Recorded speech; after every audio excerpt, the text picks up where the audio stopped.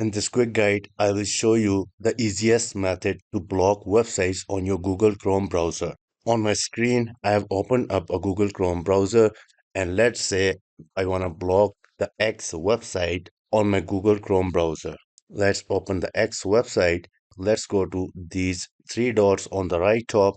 We want to go to extensions, and here we want to visit the Chrome Web Store. On the Chrome Web Store, go ahead and type block websites. Here you will find this extension that says block site with this icon, and the description of this extension is easily block website of your choice. Go ahead and click over it. We want to add this extension to our Google Chrome browser. Let's go ahead and add it to Chrome, add extension, and here you go. I got extension in my Google Chrome browser. Let me go ahead and pin it here. On that specific site that you want to block, just right click, and here you will see block this domain. Click over it, and that is so simple.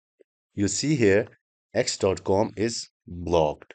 And if you want to manage it like blocking or unblocking those websites, you could come direct to this extension, and here you will see the list of blocks website. So that's it about today's quick, easy, and to the point video on how to block website in your Google Chrome browser.